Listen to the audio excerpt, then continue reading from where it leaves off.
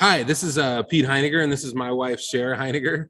And again, like we represent stages, and we're really excited. This is episode number 2 of kind of our first round of podcasts. And so we just recorded the number 1 last week, and so this is number 2.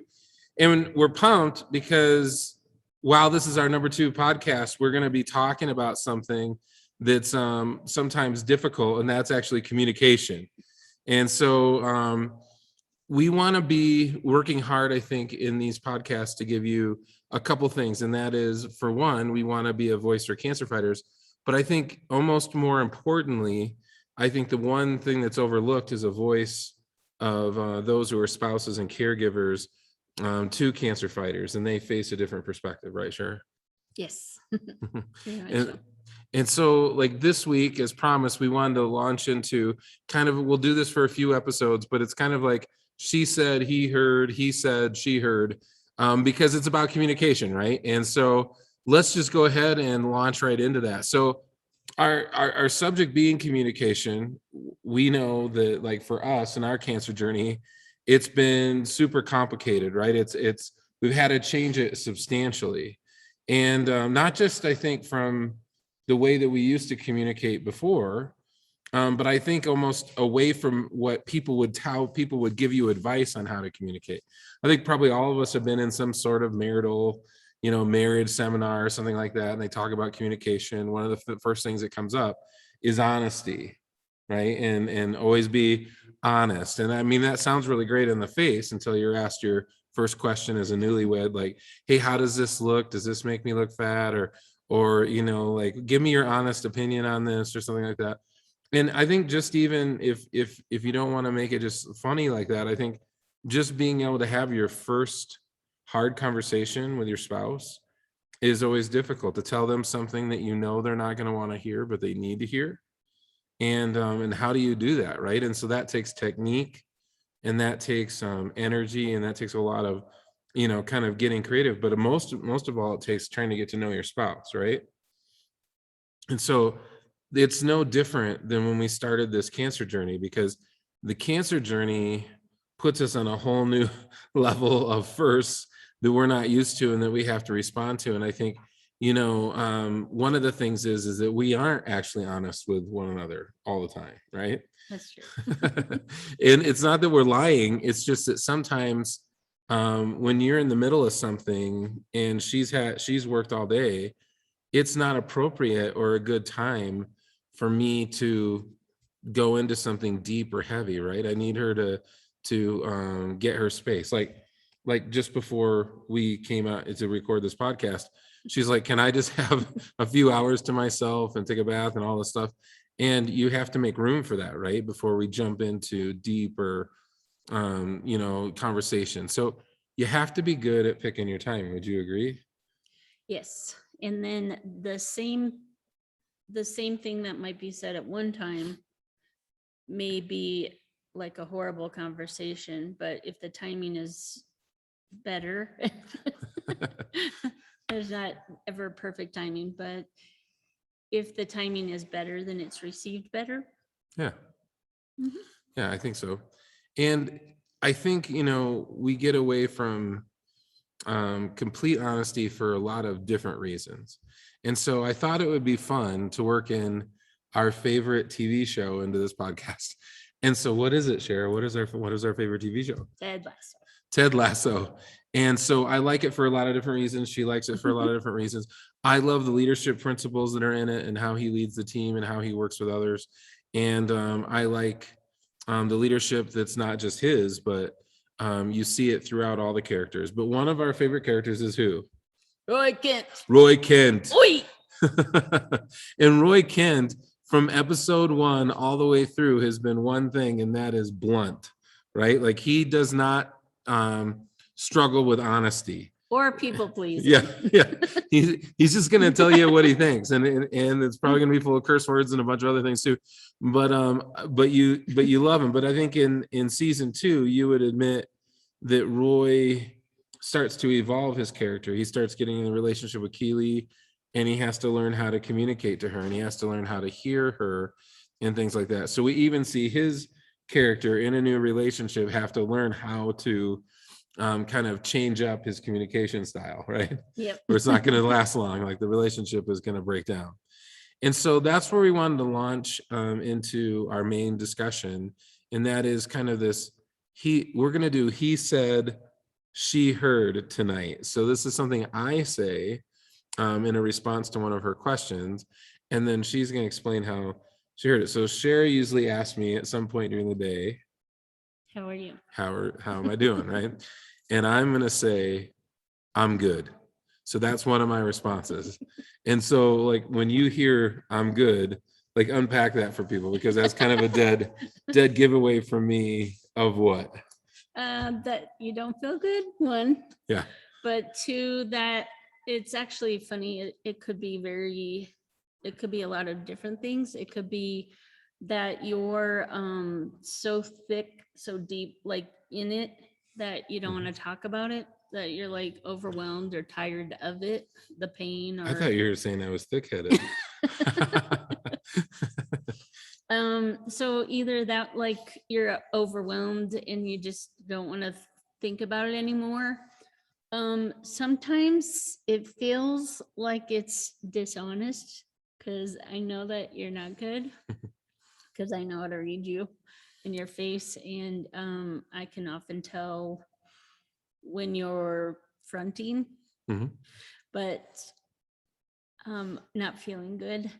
So sometimes it is that I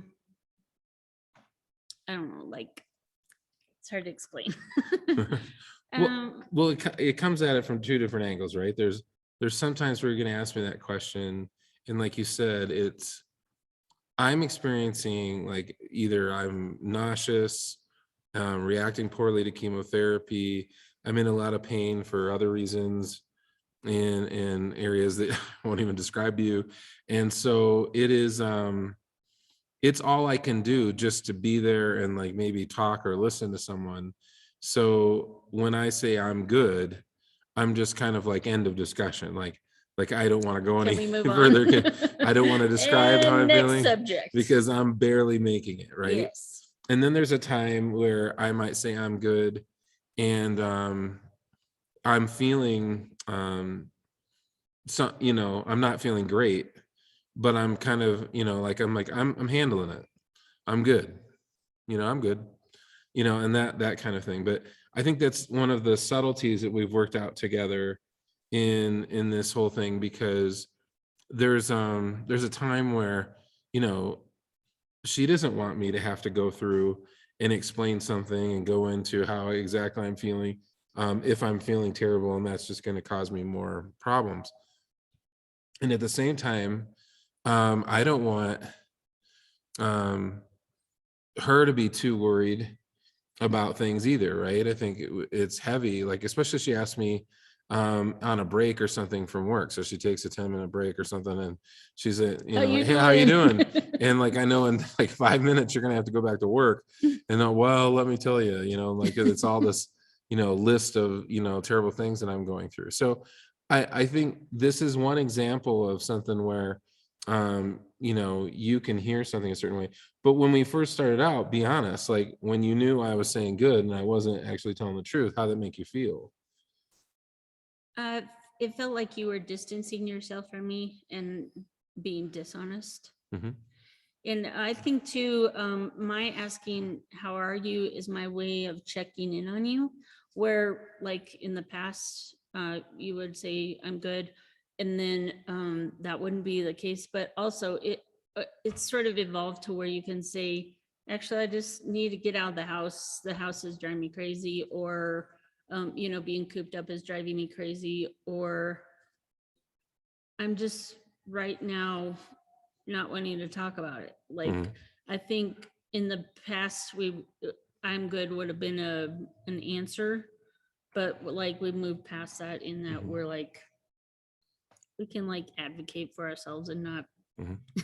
if that makes Well, sense. well, and I think sometimes it's physical, right? But then sometimes it's it's mental and spiritual. So like when you're asking me how am I doing, there might be, sometimes I was just talking to a dear friend from Michigan tonight, who's had his share, him and his wife have had their share of really bad trauma and going through things. And so we were kind of sharing some similarities and texting back and forth. And I think one of the things that happens is you have this mental issue when you work. And what I mean by mental issue is just that one of the first things that you have to come to grips with as a cancer fighter is kind of your own mortality. And you might have read that on a blog on Stages or something. And I talk about it in those blogs. But I think your own mortality is kind of like you have to, understand I don't have control over when I'm going to die. I don't have control over how much longer I have. But the way that hits you sometimes is just all of a sudden you're looking at pictures or you're looking at something or you get a memory on Facebook and you see your kids and you realize like I don't, how much more time do I have with them?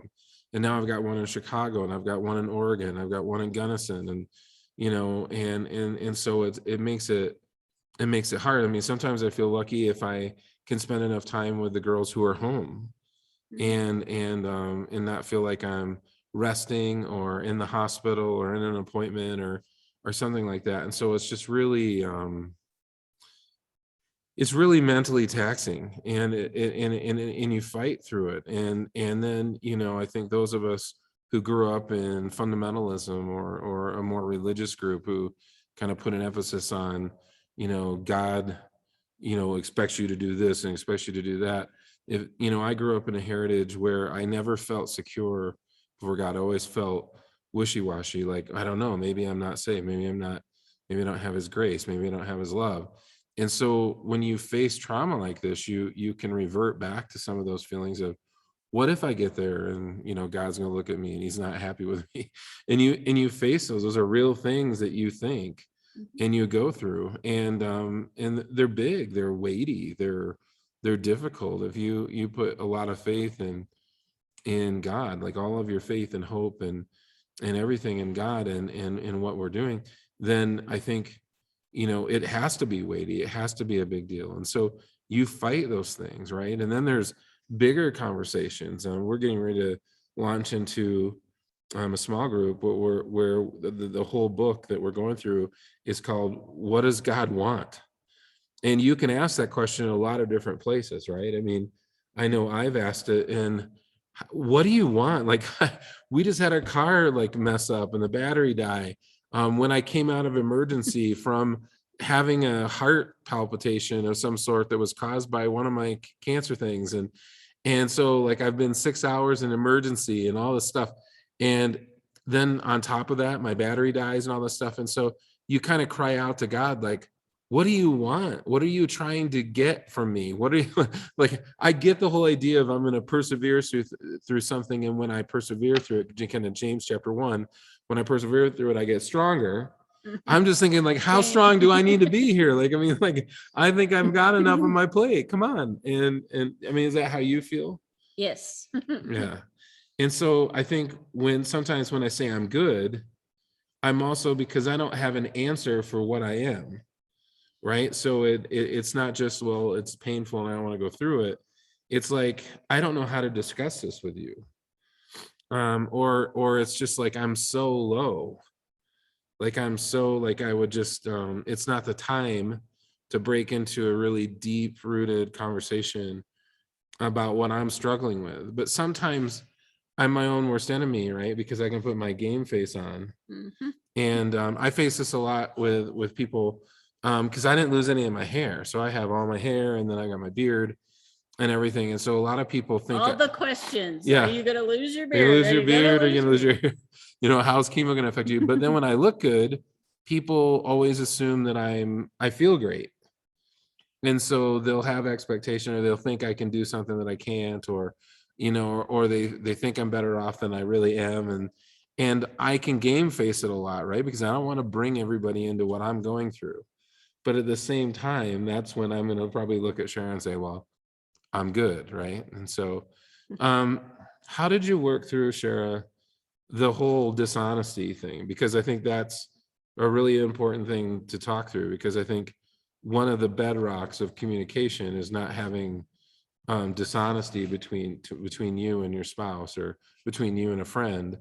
So how do you, we work through it, but I mean, how did you work through it? Part of it was deciding that I like sort of put myself out there and, sort of offered myself as a service. But I felt like sometimes you felt like I was hovering. And then that was why you sort of gave me the answer you thought I should hear. Mhm. So sometimes it just was like, it has been where I just say, well, if you need me to do anything, let me know. Yeah, yeah, It's exactly. like, done. But I mean, like, but the dishonesty part didn't really, like, you didn't feel like I was lying to you anymore. I think we kind of talked it through, and we were able to say, like, hey, there's just going to be times where I can't say that to you, right? Right. And sometimes I have said, so right now you just don't want to talk about it, right? And you're Mhm. like, okay, and we move on. Yeah. Yep.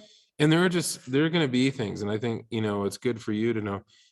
Sheriff faces the same thing. We could have made this, where I say, how are you doing, right? And then she answers, I'm good, or she probably uses a different phrase, but but I think it's the same thing, and that is because she can see I'm not doing well.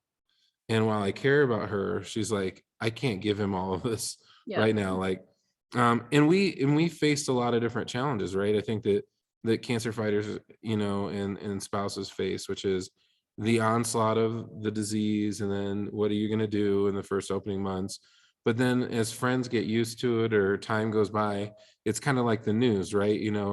It had its moment, and then there's people who fall off and stuff like that. And so that can affect her and impact her, because a good friend, doesn't keep in touch as much and stuff like that. And so that's something she may choose to keep from me, because while I'm going through something mental or physical and can't handle that, then she's gonna pick that time wisely. So it doesn't mean she's never gonna tell me. It just means that she's gonna tell me probably later, when it's a more appropriate time, when I'm feel probably an off week, when I'm not on chemo, and you see that I feel better. So And I have my own health issues that I deal with, chronic migraines, things like that. Mhm. So that's been sort of my MO, is sort of not really being honest. So that is something that I've gotten better about, prior to cancer diagnosis, right? Mhm. Yep. Yep. So I think the biggest message we want for this podcast is just the whole point of the he said, she heard, and he said, she heard kind of thing is you've got to start talking. It sounds kind of redundant, but you have to start talking about communication. Because you're going to have to change it, right? I mean, there's just some barriers and some boundaries and things that you're going to have to put up um, in your relationship, because you're just not that space, right? And what I would encourage you to do, and what I would really want you to do if you're a cancer fighter, is that you have to go out and you have to find some friends, good friends, who are with you for the long haul, who aren't just going to fall off, because that's the worst thing. Is you confide and you tell everyone, and then all of a sudden they just they just don't talk to you anymore. That's discouraging, right? And then that may make you just keep it all into yourself, and that's the worst thing that you can do. So you have to have an outlet, but it doesn't always need to be her, right? In my relationship, it doesn't have to be Shara. And so I have some good friends who basically have said, call me anytime, day or night. You call me and I'll pick up the phone and I'll listen and I'll hear. And the things that you can't tell her, you can tell me. Mhm. And so I think that's so, so important, um, is that you find someone. And what would you give for caregivers and spouses who, when your wife or your husband or your son or your daughter, whoever's going through cancer, is really, having it rough, where do you go for an outlet? What would you advise? Same things, friends that I feel safe and can be honest with are very important. Yeah. And it's usually good, just pick a place, like go out for coffee, kind of get out of the house.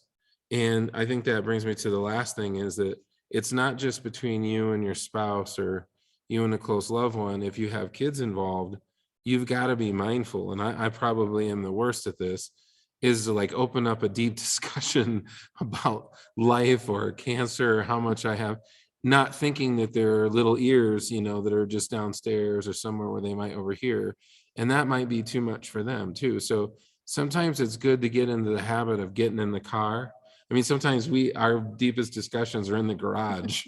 We shut the door and then we just sit there in the car and we discuss, because we know it's better than going inside and having it and having somebody overhear those things. And so you all have to find your own rhythm and what works for you. But I would encourage you, find some spots, some coffee shops that are nearby, some places that you can just hang out, people that you can plug into, and really just who are there. And we have some really, really good close friends who have just been that for us.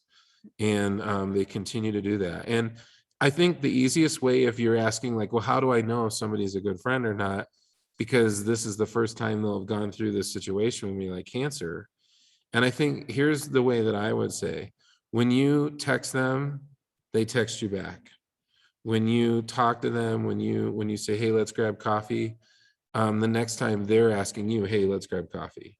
It's not a one-sided relationship. In fact, sometimes they're maybe more stubborn than you. You don't want to be a burden, but they're the ones who are constantly They're bugging you. like, I want to go out for coffee. I he's want to go out at for our coffee. house right now. Yeah. Yeah. And I think that's important too, because then you have somebody who's going to be stubborn with you. So even when you feel like pulling inside and just keeping it to yourself and not sharing it with somebody, they're not going to let you. Right. And I think that's a great friend. So those are easy things. I would say avoid people and friends. And this is a hard one. I had a lot of people who were good friends who just fell off. You don't have the energy to spend, or the effort to spend. You shouldn't waste that energy chasing friendships. Yeah. I mean, it's just a thing that we've had to come to grips with. I wish I could tell you something different. I know that it's not because they stopped loving me or anything like that. But you just don't have the energy or the time to kind of psychoanalyze, and you can just get depressed and hurt and more deeply hurt and struggle. And I know that we have, we're just trying to keep asking the question, why, like, why did they do that? Why aren't they there? And you want to talk to them, you want to confront them, you want to ask them. But in the end, you're just, I mean, do you want to spend your energy doing that? That isn't very productive or positive. So your friends and your good friends are going to come out of the woodwork, right? And they're going to make themselves known, and they're going to care about you, and they're going to be there for you. And you're going to make new friends. I think Shara and I, we're at a new church right now, and we're actually filming in the new church and recording this in the new church right now.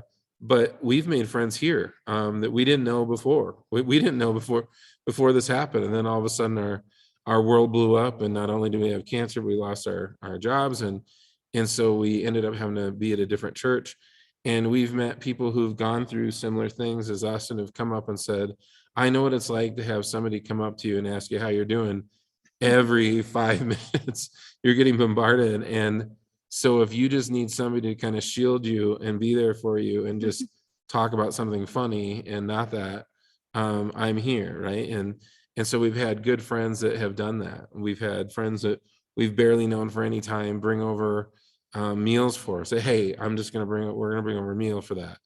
And so I think it's just, leaning into God and knowing that you're not alone. You got to put yourself out there with people and make them aware of things. And you have to also initiate being willing to talk. You can't expect them to drag out everything from you, right? That's unfair to them. And so I would say, if you're going to have friends who are really, really good, then you have to be a good friend. You have to reciprocate. You have to be one who asks to get together too, that is willing to talk about big things. or be honest and just say, can we just talk about football or whatever right now? Because I don't have any more emotional strength to talk about anything deeper, and they're fine with it. But And the other thing you were gonna say is about how sometimes people can feel like one time you weren't feeling good. And then, oh yeah, so like one of the biggest things that happens, we talked about it a little bit earlier, but I probably should expound on it, is that because you can keep a game face on, right? And people ask you, how are you doing? And you're like, I'm good, or I'm fine. And they see that I got my beard and everything. Sometimes they'll ask you to do something that's beyond what you're able to do. And either you have to say, no, I can't, or you go on it, but you're miserable, and then they can finally see, like, so then what can happen if you're not careful and you don't address it is that they kind of tell all the friends, hey, he's just not able to do that right now. Or she's just not able to do that. When the truth is, no, just today. Today was the day I couldn't do that. And it's just because cancer and chemo and everything isn't something that you can just plan out. It is like a day-to-day thing. Like one day I feel like I need a nap. The other day I feel like I've had 5 cups of coffee. It's just weird how it comes on. And so I think what you want to say to your friend in that moment is, hey, I want you to, I can't do that today, or that was rough, but I want you to know, like, keep asking me to do that because I need to get out and I need to do those things. And other days it may be perfectly fine, right? I do that with my weightlifting partner. I'll try to show up and be there, but sometimes I'm like, we got to skip cardio today. I don't have it in me. Or can we, cut the reps back, or can we do something? But the important thing is that we keep going together and have that consistency, because that is super important, that I stay healthy, and that helps me stay healthy, is to get in the gym. So I hope that makes sense. You want to, if you are like, oh, I can't do that, or you have that response, you've got to preface that with, but I might be better, next week or in my off week or something. Please So keep asking. please keep asking. Yeah. That's the message you want to give, because otherwise people will just be like, ooh, and then pretty soon there's a list of 4 or 5 things that you can't do. And you're like, I can do them, right? And then, like, I think you just avoid any confusion. So just be open. So you may have to over communicate when you're on a cancer journey, in some ways, if that makes sense. Hey, we love you. We're so glad that you're listening to this. And these are just our ways to kind of give you 2 different perspectives. Shara's going to face something as my spouse, and then as my caregiver, and she faces things a little bit different and has to handle them, and she hears things a little bit differently.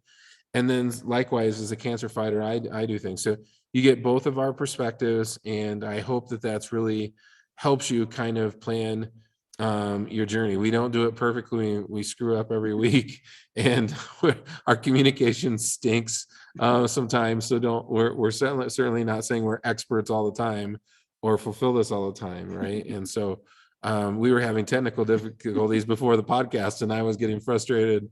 And so we're not the best communicators all the time, even just minutes before we're talking about communication. So, hey, we want to be real. We want to be open with you. So love you guys. Have a great week, and look forward to episode number 3 that we'll do next week.